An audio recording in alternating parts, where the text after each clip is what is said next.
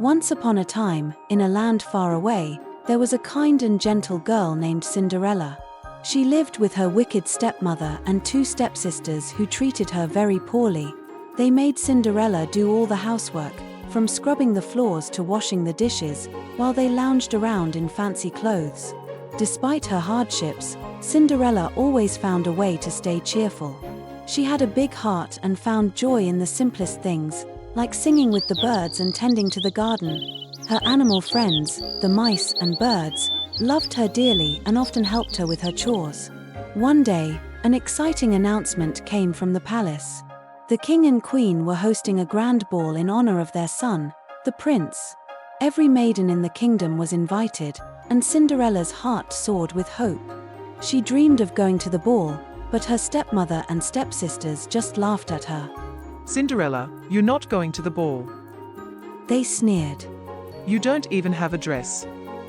Cinderella watched as her stepsisters prepared for the ball, feeling a little pang of sadness. Just then, her fairy godmother appeared with a sparkle of magic. She had come to help Cinderella go to the ball. With a wave of my wand, said the fairy godmother, I will make your dreams come true. She transformed a pumpkin into a magnificent carriage, mice into horses, and a rat into a coachman. Then, with another wave of her wand, she turned Cinderella's ragged clothes into a stunning gown of shimmering blue, complete with glass slippers that sparkled like diamonds. But remember, the fairy godmother warned, the magic will end at midnight. You must leave the ball before the clock strikes 12. Cinderella promised and set off to the palace. When she arrived, everyone was captivated by her beauty, especially the prince.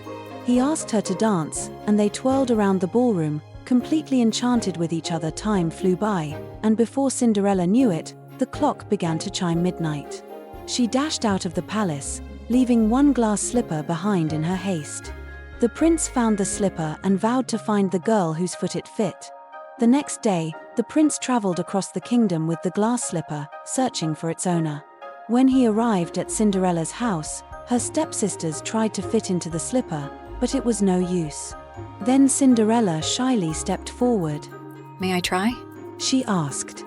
The slipper fit her perfectly. The prince knew he had found his true love.